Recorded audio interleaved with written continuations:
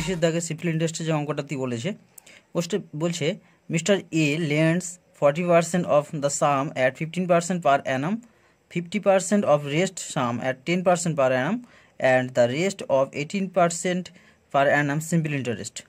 What would be the rate of interest per annum calculated on the whole sum? তো বন্ধুরা এখানে যেটা বলছে মিস্টার এ কিছু টাকা ধার নিয়েছিল, কি করেছিল, ধার দিয়েছিল 40% অফ দ্য সাম, তার যে মূলধন ছিল তার 40% আর কি, সে কি করেছিল 15% পার অ্যানাম মানে বার্ষিক 15% সরল সুদে সে ধার দিয়েছিল, এবং 50% অফ রেস্ট মানে বাকি যে টাকাটা রয়েছে তার মূলধনের তার 50% সে কী করেছিল 10% সরল সুদে দিয়েছিল, এবং বাকি যেটুকু পড়েছিল সেটুকু সে কী করেছিল 18% সরল সুদে সে ধার দিয়েছিল। তো বলছে what would be the rate of interest per annum calculated on the whole sum. তো সম্পূর্ণ টাকার উপর সে বছরে কত পার্সেন্ট সরল সুদ হিসাব করবে। তো বন্ধুরা আমরা প্রথমে কি করব, এখানে তার মোট মূলধন আমরা 100 ধরে নেব, নিয়ে তার 40% আমরা 15% সরল সুদ করব, এবং বাকি তাহলে কত থাকে 40% যদি হয়ে যায় তাহলে আর 60 টাকা তো থাকে, 60 তাহলে 30 টাকা সে 10% দেবে, আর 30 টাকা দেবে 18% সরল সুদে। তো সেটা আমরা ক্যালকুলেট করব, ক্যালকুলেট করে আমরা এখানে ক্যালকুলেশন করব কত টাকা তার বার্ষিক সে সরল সুদ হিসাবে কত পার্সেন্ট পায় সেটা আমরা এখানে পেয়ে যাব।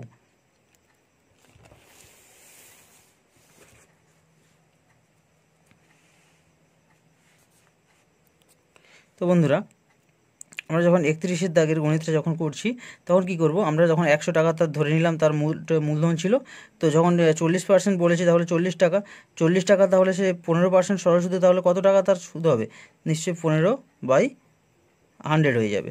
তো এক্ষেত্রে আমরা দেখতে পাচ্ছি একটা শূন্য কেটে দিলাম, 5 3 15, 5 2 10, 2 2 4 অর্থাৎ 6 টাকা হয়ে যাচ্ছে, মানে এটা 15% সরল সুদে 40 টাকার উপরে। তারপর বাকিটা যে টাকা রয়েছে যার 40 টাকা যদি এখানে হয়ে যায় তাহলে আর বাকি রয়েছে কত, নিশ্চয়ই 60 টাকা। তো 60 টাকার অর্ধেক বলেছে, 60 টাকার অর্ধেক মানে কত 30 টাকা নিশ্চয়ই। তা 30 টাকা সে কী করেছিল, সে বার্ষিক কী করেছে না 10% সরল সুদে রেখেছে। তো 10% সরল সুদে রাখা মানে এখান থেকেই আমাদের দেখতে পাচ্ছি অলরেডি সে 3 টাকা সে সুদ পাচ্ছে, বাকি রয়েছে আর নিশ্চয়ই 30 টাকা। তাহলে ওই যে বাকি যে 30 টাকাটা ছিল সেটা সে কত পার্সেন্ট সরল সুদে দিয়েছে না, সেটা সে 18% সরল সুদে সে রেখেছিল। তো সেক্ষেত্রে আমরা দেখতে পাচ্ছি কত হয়ে যাবে, এখানে 3 মানে 2 9 18 হয়ে যাবে, আর এখানে হয়ে যাচ্ছে 5 অর্থাৎ 27/5 অর্থাৎ এখানে পাবো কত 5 5 25, আচ্ছা 5 20 মানে এত টাকা। তাহলে সে দেখতে পাচ্ছি বাৎসরিক, তাহলে সে কত পার্সেন্ট সরল সুদ তাহলে পাচ্ছে, এটা যোগ এটা করলে আমরা কি পেয়ে যাব না, এখানে পেয়ে যাব আমরা দেখুন 5 3 8 8 6 14, 14.4 অর্থাৎ 14.4 টাকা সে বার্ষিক সরল সুদ হিসাবে সে পেয়ে যাবে। তো বন্ধুরা নেক্সট অঙ্ক 32 দাগেরটা বলছে Wasim borrowed some money at 6% per annum simple interest for the first 4 years, মানে প্রথম 4 বছরের জন্য সে কি করেছে 6% সরল সুদে সে টাকা ধার দিয়েছে। বলছে 8% per annum for the next 3 years, বলছে পরের 3 বছর সে কি করেছে মানে 8% সরল সুদে সে টাকা ধার দিয়েছে। বলছে and 10% per Anam for a period beyond 7 years, বলছে এই 7 বছর পরে যে সময়টুকু তার পড়েছিল বাকি ছিল সেই সময়টুকুতে মানে একটা সময় আর কি সে কী করেছে সে 10% সরল সুদে টাকা ধার দিয়েছিল। বলছে at the end of 12 years মানে 12 বছরের শেষে হি আর্নড 508,080, সে কত টাকা লাভ করে না 5,880 টাকায় সিম্পল ইন্টারেস্ট মানে সরল সুদ হিসাবে পায় আর কি। How much money did he borrowed, সে কত টাকা সে ধার দিয়েছিল। তো বন্ধুরা আমরা কি করব, প্রথমে যে 6% যেটা পার অ্যানাম সেটা থেকে আমরা বের করে নেব, এবং তারপর 8% পার অ্যানামটা বের করে নেব, এবং শেষে যেটা কত টাকা থেকে যাবে 7 বছর আর তাহলে 5 বছর থাকলো, তাহলে 5 বছর আমরা 10% হিসাবে ধরবো। তাহলে এখানে আমরা 100 টাকা ধরে নিয়ে তাহলে অঙ্কটা আমরা সলিউশন করব। তো আমরা কি করে নেব, প্রথমে আমরা কি করে নেব 100 টাকা আমরা ধরে নিলাম, আমাদের 100 টাকা তার মোট টাকা ছিল তার 100 টাকা ধরে নিলাম। তাহলে 100 টাকা থেকে সে কী করে 6% 4 ইয়ার্সের জন্য যখন সে 6% 4 ইয়ার্সের জন্য সে 6% যখন সরল সুদে যখন দিয়েছে, সেক্ষেত্রে তার সিম্পল ইন্টারেস্ট আমরা এখানে ডাইরেক্ট আমরা করতে পারি 6 4 24 টাকা। সেম টু সেম যখন সে 3 বছরের জন্য দিয়েছিল, সে কত দিয়েছিল, তাহলে 8% সরল সুদে দিয়েছিল। 8% এখান থেকে আমরা দেখতে পাচ্ছি 8 3 24 টাকা, তাহলে তার হয়ে যাচ্ছে। তো সেম টু সে পরের যে মানে 12 বছর টোটাল ছিল, সেখান থেকে আমাদের হয়ে গেল 7 বছর, তাহলে পরে তাহলে আছে কত না 5 বছর আছে। এই 5 বছরে সে কত পার্সেন্ট সরল সুদে দিয়েছিল না 10% সরল সুদে দিয়েছিল। তাহলে এখানে 10% হলে তাহলে কত হয়, এখানেই আমাদের হয়ে যাচ্ছে কত 50 টাকা। তো আমরা মোট সরল সুদ হিসাবে আমরা 12 বছরে মোট কত টাকা পেয়ে যাচ্ছি দেখতে পাচ্ছি, এটা যোগ করে আমরা পেয়ে যাচ্ছি কত 98 রুপিস। কিন্তু সে বলছে ওখানে যে এই 5 বছরে কত পেয়েছে না 5880 টাকা সে কি সরল সুদ হিসাবে পেয়েছে।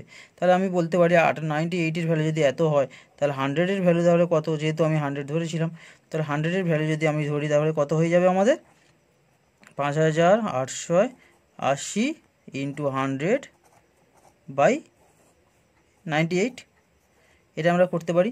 তো এখানে 98 দিয়ে আমরা যদি 6 দিয়ে যদি কাটি, তাহলে এটা আমাদের 6 কেটে যায়, অর্থাৎ হয়ে যায় এবার এখানে 60। তো এটা থেকে আমরা ক্যালকুলেশন করে তাহলে কি পেয়ে গেলাম, তাহলে হয়ে যাচ্ছে আমাদের 6000 টাকা। সে 6000 টাকা কি করেছিল, তাহলে ধার দিয়েছিল। তাহলে আমাদের সঠিক অ্যান্সার হয়ে যাবে আমাদের 6000 টাকা। বন্ধুরা নেক্সট 34-এর দাগেরটা বলছে a man loss 55.50 yearly when the annual rate of interest falls from 11.5 to 10%, his capital is. তো বলছে এখানে একজন মানুষ কত টাকা লস করে, অর্থাৎ লস হয়েছে 55.50 টাকা, তার কত বাৎসরিক লস হয়েছে কখন না যখন অ্যানুয়াল রেট অফ ইন্টারেস্ট যখন কি হয়েছে 11.5% থেকে কমে গিয়ে 10% হয়ে গেছে। হিজ ক্যাপিটাল কত, মানে তার হচ্ছে মূলধন অ্যাকচুয়ালি কত ছিল, সেটা আমাদের এখানে সলিউশন করতে হবে। তো আমরা বন্ধুরা কি করব, আমরা একদম সঠিক করার জন্য এটাকে আমরা কত থেকে কত গেছে না 11.5 থেকে 10% গেছে, তাহলে এখানে কত কমে গেছে সেটা আমরা দেখবো। এখানে দেখতে পাচ্ছি আমরা 1.5 কমেছে, তো 1.5 কমার জন্য তার মেন টাকা এত কমে গেছে, তাহলে 100 যখন হচ্ছে কমবে মানে 100-র উপর, তাহলে আমরা তখন হচ্ছে এটাকে ক্যালকুলেশন করবো। তো চলুন বন্ধুরা এটা আমরা সলিউশন করে ফেলি। তাই এটা আমরা কি করব, প্রথমে আমরা এখানে কত দেখলাম যে তার 11.5 ছিল, সেখান থেকে হয়ে গেছে 10, তাহলে এখানে আমরা দেখছি তার কত কমে গেছে, এখানে আমরা দেখছি তার 1.5% তার কী হয়েছে না কমে গেছে। তাহলে এত টাকা কমেছে, কমে যাওয়ার জন্য তার হচ্ছে মূল কত টাকা তার লস হচ্ছে, তাহলে তার সেখানে হয়ে যাচ্ছে কত না 55.50 টাকা তার কী হচ্ছে ওখানে লস হয়ে যাচ্ছে এই টাকাটা কমার জন্য, রেট অফ ইন্টারেস্টটা কমার জন্য। তাহলে আমরা বলতে পারি তাহলে 100 টাকা যখন রেট অফ ইন্টারেস্ট যখন কমবে, সেক্ষেত্রে তার তাহলে কত টাকা তাহলে হচ্ছে মূলধন ছিল, সেক্ষেত্রে আমরা কি পারবো 55.50 গুণ 100/1.5, আমরা এটা করতে পারি। এটাকে ক্যালকুলেশন করলে আমরা কি করব, এখানে একটা শূন্য নিয়ে নিলাম, নিয়ে আমরা দশমিকটা জাস্ট তুলে দিলাম, সেই 0 কেটে যাবে।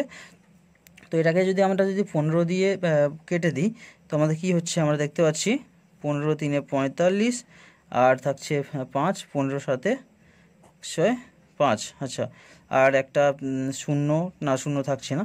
তো এক্ষেত্রে কি হয়ে যাচ্ছে, তাহলে হয়ে যাচ্ছে আমাদের 3700 টাকা। তো এই যে 3700 টাকা ছিল, এটাই তাহলে তার কি ছিল, 3700 টাকা ছিল তার মূলধন, অর্থাৎ ক্যাপিটালটা ছিল তার 3700 টাকা।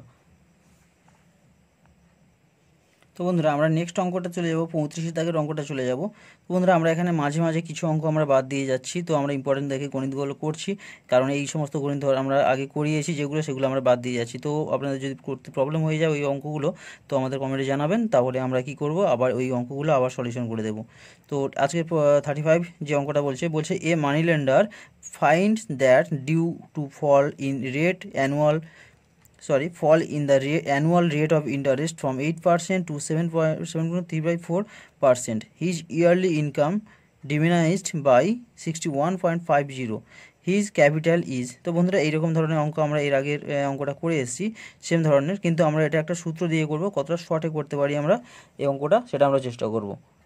তো বন্ধুরা এই অঙ্কটা করার জন্য আমরা এখানে করব P = less SI into 100 by less R, অর্থাৎ rate of interest into time. তো এই অঙ্কটাতে এইভাবে আমরা করলে খুবই সঠিক করতে পারবো। তো এখানে আমাদের লেস এসআই কত টাকা তার কমে গেছিলো না 61.50 টাকা তার কী হয়েছিল কমে গেছিলো।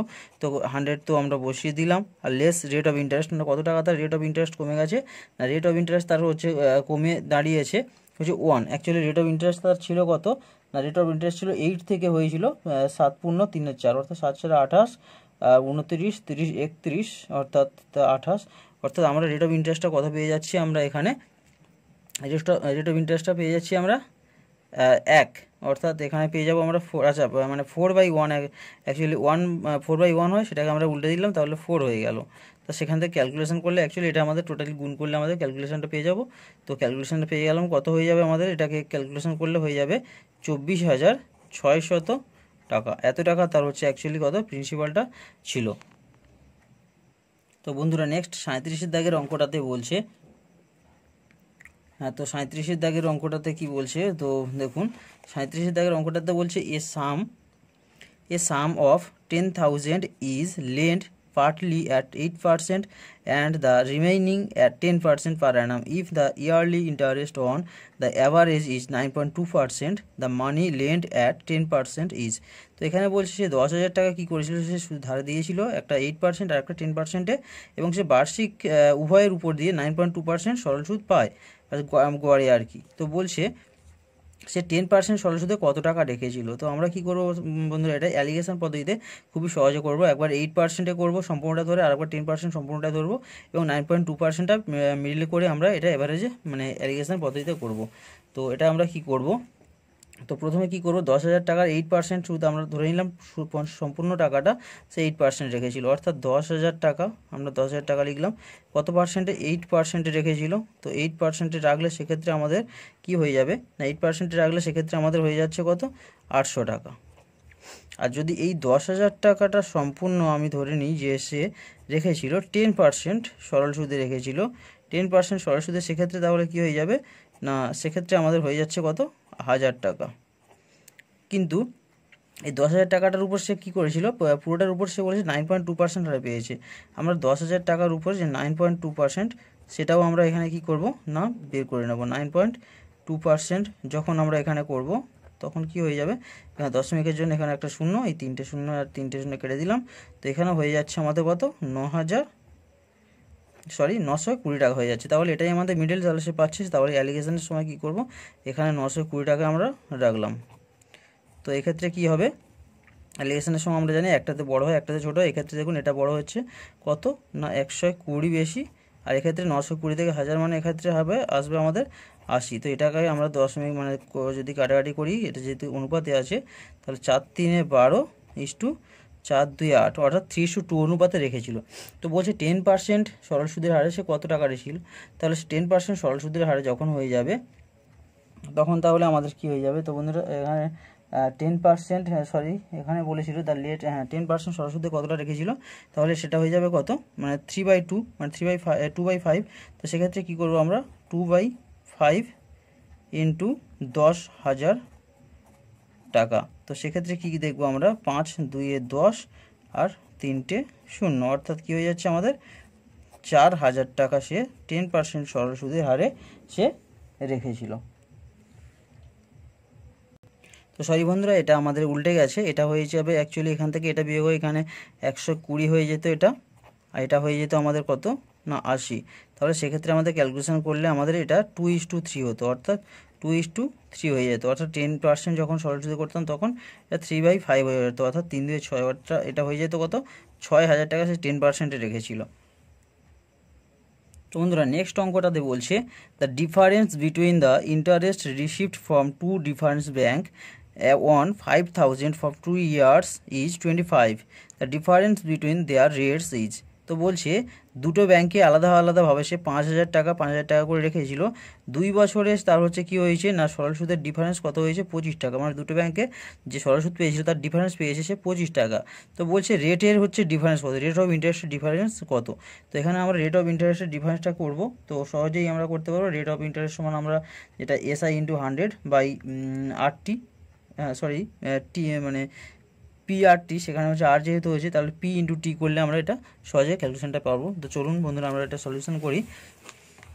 তো আমরা এটাকে যখন সলিউশন করব তখন আমরা কি করব, আমাদের রেট সমান আমরা কি করব, তাহলে রেট অফ ইন্টারেস্ট চলতে চেয়েছে, এখানে যখন রেট বলবে তখন আমরা কি করে নেব, তাহলে আমাদের কি করব, SI অর্থাৎ 25 টাকা সে রেট মানে পার্থক্য হিসাবে পেয়েছে, তাহলে 100 SI × 100/PRT, সেখানে আর যেহেতু হয়ে গেছে, তাহলে পি তাহলে কত, প্রিন্সিপাল তার ছিল কত, 5,000 টাকা ছিল, আর টি 2 বছরের ছিল। তো এটা আমরা ক্যালকুলেশন করলে কি পেয়ে যাব দেখুন, তো 25 2 50, অর্থাৎ 1/5 4 আর 1/4 অর্থাৎ 0.25%, অর্থাৎ রেট অফ ইন্টারেস্টের যে ডিফারেন্সটা ছিল সেটা কত হয়ে যাবে, 0.25% রেট অফ ইন্টারেস্ট ডিফারেন্সটা হয়ে যাবে।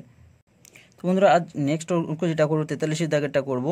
A man distributed 25,300 among his 3 sons A, B, C in such a way that the amount of their parts at 10% simple interest in 2 years, 3 years and 4 years will be equal.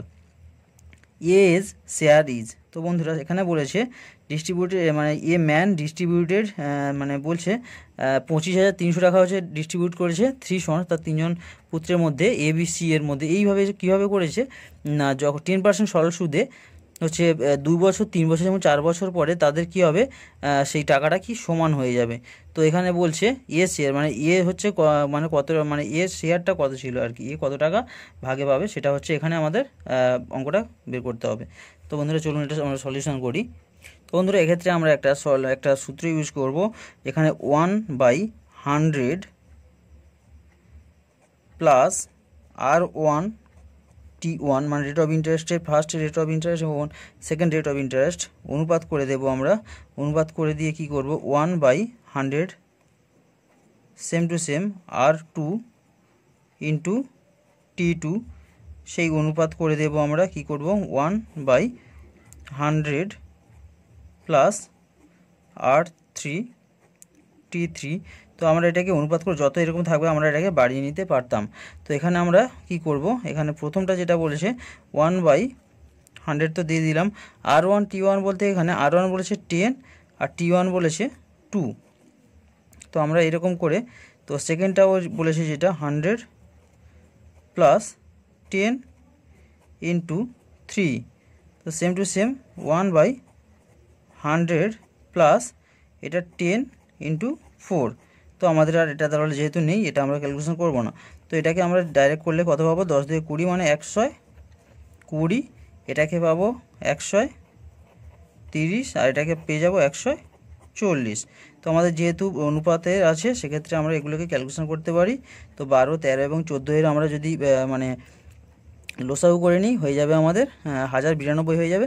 1092 প্রত্যেকের সঙ্গে যদি গুণ করে দিই সেক্ষেত্রে আমার হয়ে যাবে, এক্ষেত্রে কি প্রথমটা হয়ে যাবে 91:84:78 হয়ে যাবে। তো এখানে এর তাহলে শেয়ারটা তাহলে তখন কত হয়ে যাবে, 91 বা এগুলোকে আমরা সবগুলোকে যোগ করে পেয়ে যাব 253। 253কে আমরা কি 25,300 এর সঙ্গে যদি গুণ করে দিই তো সেক্ষেত্রে আমরা কত পেয়ে যাব, 9,100 টাকা পেয়ে যাব এর শেয়ার। তো বন্ধুরা নেক্সট অঙ্ক 47 দাগেরটা করবো আমরা। বলছে Anand took some loan at 12% per annum simple interest and paid back 17,584 at the end of 3 years 4 months। বলছে how much money did he বলছে এখানে কি বলছে, সে কিছু টাকা ধার নিয়েছে বা লোন নিয়েছে 12% পার অ্যানাম সরল সুদে সিম্পল ইন্টারেস্টে। পেইড ব্যাক বলছে অ্যান্ড পেইড ব্যাক 17,584 টাকা সে কী করেছে, মানে the end of 3 years 4 months মানে তার 3 বছর 4 বছর পর সে 17,584 টাকা কী করেছে শোধ করেছে। বলছে হাউ মাচ মানি ডিডি সে কত টাকা সে ধার নিয়েছিল বা লোন নিয়েছিল সেটা আমাদের এখানে ক্যালকুলেশন করতে হবে। তো বন্ধুরা এটা আমরা একদম সরল মানে সহজে করব। পি প্লাস PR/100 করে আমরা এটাকে ক্যালকুলেশন করে এটাকে আমরা সলিউশন করব। তো বন্ধুরা এটা আমরা কি করব, আমরা জানি না কত টাকা সে নিয়েছিল তাই পি ধরে নিলাম সে নিয়েছিল। তো আমরা দেখছি পি ইন্টু মানে PR/T করি আমরা, সেখানে 3 বছর 4 মাস বলেছে তাই 4 মাসটাকে আমরা কি করে নিলাম 12 মানে ভাগ করে মানে বছরে করে নিলাম। আর কত পার্সেন্ট সরল সুদে, না 12% সরল সুদে। তাহলে PR/100 সঙ্গে আমার মূলধন ছিল, তাহলে এটা টোটালি তাহলে কী হয়ে যাবে, অ্যামাউন্ট হয়ে যাবে। আর অ্যামাউন্টটাই আমাদের কত বলে দিয়েছে, না সে 17,584 টাকা সে কী করেছিল, না শোধ করেছিল। এটা যদি সে শোধ করে থাকে তাই এক্ষেত্রে আমরা কি দেখতে পাচ্ছি, আমাদের হয়ে যাবে এখানে 100 পি প্লাস এটাকে যদি আমরা 12 × 36 আচ্ছা 4 × 12 এটাকে কাটাকাটি করে নিলে তাহলে হয়ে যাবে 1 × 3 হয়ে যাচ্ছে অ্যাকচুয়ালি, 3 × 3 = 9, 9 × 1 = 10 মানে অ্যাকচুয়ালি হয়ে যাবে আমাদের এটা কত 10 মানে 10 বাই মানে 4 × 3 = 12 তোমার 3 পি ইন্টু আবার 12 রয়েছে মানে সরি এখানে আমরা যদি কাটাকাটি করে নিতাম এটা কত হয়ে যাবে, 3 4 12 আর এখানে 4, মানে এই 12 12 কেটে যাবে অ্যাকচুয়ালি, তাহলে 4/1 মানে 3 একে 3 4 7 মানে 7-এর 1 হয়ে যায়। এটা অ্যাকচুয়ালি আমাদের 7p হয়ে যাবে। আর বাই আমাদের তো 100 অলরেডি রয়েছে, আর এটা হয়ে যাবে 17 5 8 4। তাহলে এখান থেকে আমরা দেখতে পাচ্ছি কত হয়ে যাচ্ছে আমাদের 107p।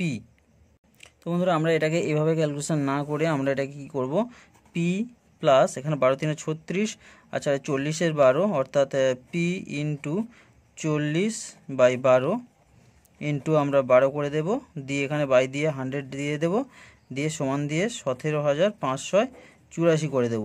তো এখান থেকে আমরা ক্যালকুলেশন করব, 12 আর সঙ্গে 12 কেটে যাবে, তাহলে হয়ে যাবে আমাদের কি এটা 100p প্লাস এখানে হয়ে যাচ্ছে আমাদের কত 40p, আর 100টা এদিকে আমরা চলে এলে হয়ে যাবে 17,584 ইন্টু 100।